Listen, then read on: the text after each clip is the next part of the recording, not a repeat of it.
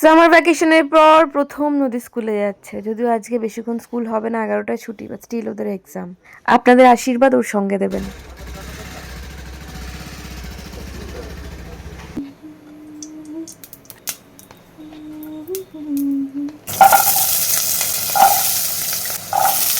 ব্যাস, নিরামিষ দিন মানেই বুঝতে পারছেন যে আলু পোস্ত হবে।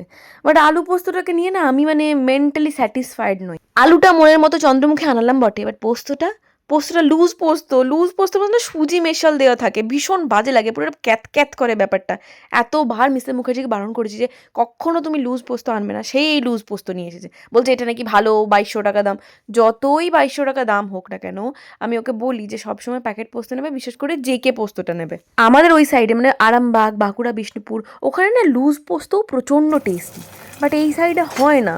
এই সাইডে লুজ পোস্ত খুব বাজে কোয়ালিটির হয়, যতই দাম হোক না কেন।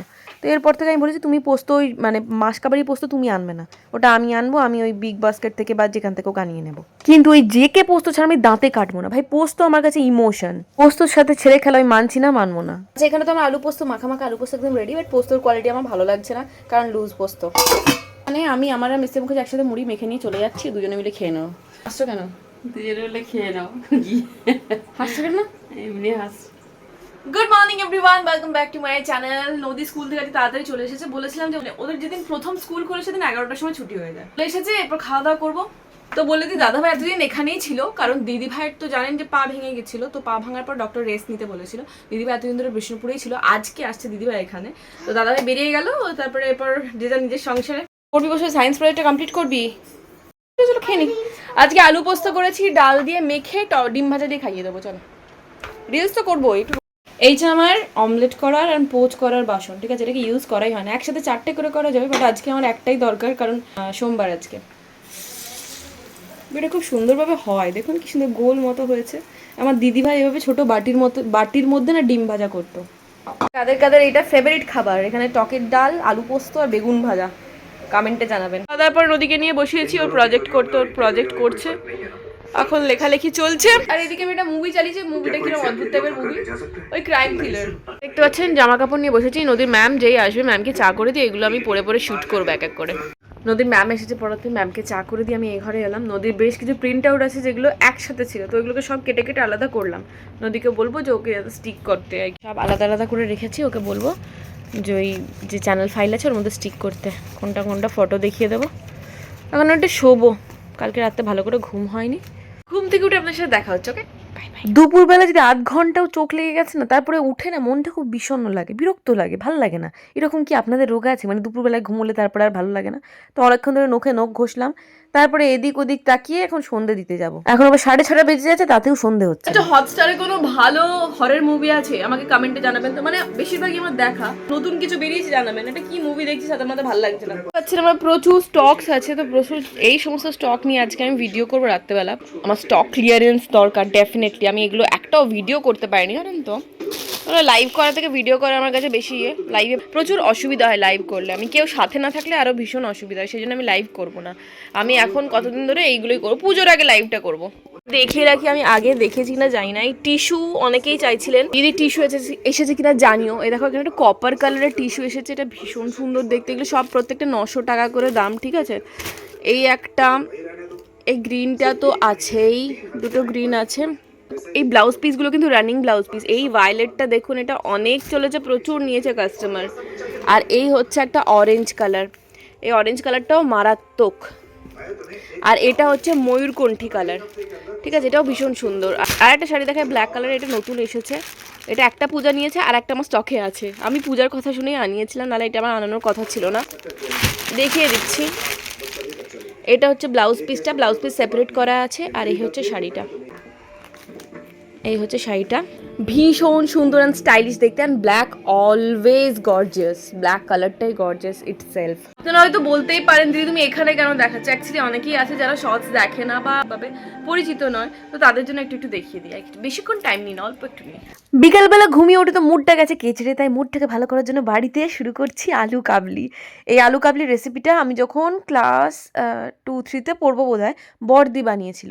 তখন ওই আনন্দবাজার পত্রিকাতে মাঝে মাঝে রেসিপি দিত, রবিবারের রেসিপি বা কিছুতে একটা।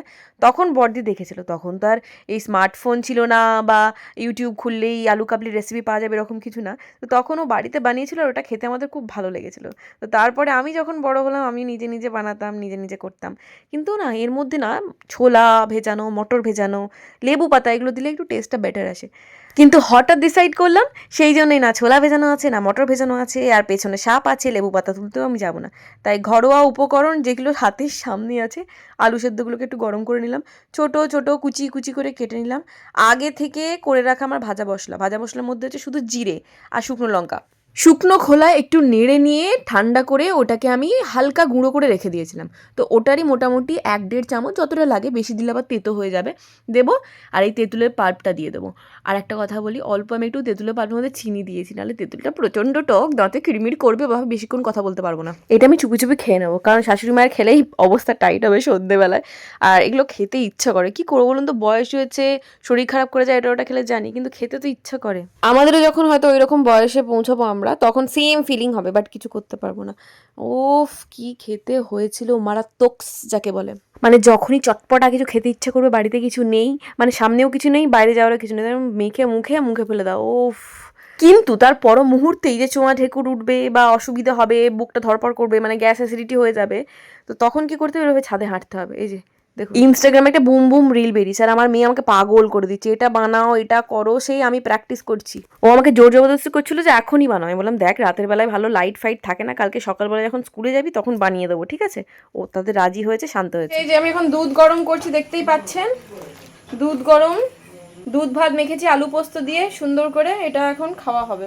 সাথে আবার ডিম ভাজাও থাকে, এটা হচ্ছে আমাদের আরামবাগ বাঁকুড়া এইসবই খাওয়া, ঠিক আছে। যেখানে দুধ ভাত, অনেকে দুধ ভাত চিনি দিয়ে খায়, আমাদের দুধ ভাত চিনি দিয়ে জীবনেও খাবো না, ওই খাবো সেটা আমফাম দিয়ে। ভাত আমরা এটাই খাই, ওই ডিম ভাজা খাবো। আমার দুধ ভাত একদম ভালোবাসে না। রান্নাঘর সব ধুয়ে মুছে পরিষ্কার করে রাখছি, নদীর লাঞ্চ বক্সটা উপরে রাখছি, কালকে টিফিন দেবো সকালে। এত হিউমিডিটি কি বলবো, ফ্যানের তলায় যাচ্ছি ঠিক লাগছে, ফ্যানের তলায় একটু বেরোচ্ছে না, দরদর করে ঘামছি, দরদর করে বলি। গোদকাথিরা ভিজিয়েছি, কালকে সকালবেলায় খাবো, খালি পেটে খেলে পেট ঠান্ডা থাকে। আমি এখন বসেছি পার্সেল প্যাকেজিং করতে, কালকে আমার সকালে সময় হবে না, ওই জন্য এখন থেকেই করে রেখে দিচ্ছি।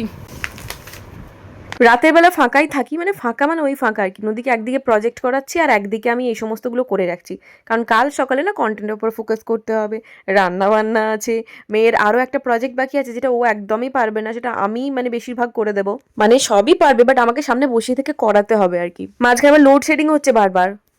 আমার এখনো প্রোডাক্ট শ্যুট চলছে, ঠিক আছে, এইটা পড়ছি, এখনো 2-3টে বাকি আছে, করবো, 11:30 বাজছে, শোবো আর কি। এইটা হচ্ছে একটা মাল কটন ড্রেস, ফুল লেন্থ, মানে গাউন বলতে পারেন, ম্যাক্সি ড্রেসও বলতে পারেন, ভীষণ ভীষণ কমফোর্টেবল। দেখিয়ে দিচ্ছি, এখানে পকেটসও আছে, এই যে এটার দাম পড়েছে 890 টাকা, পুরো ফুল লেন্থ গাউন, একদম পা পর্যন্ত।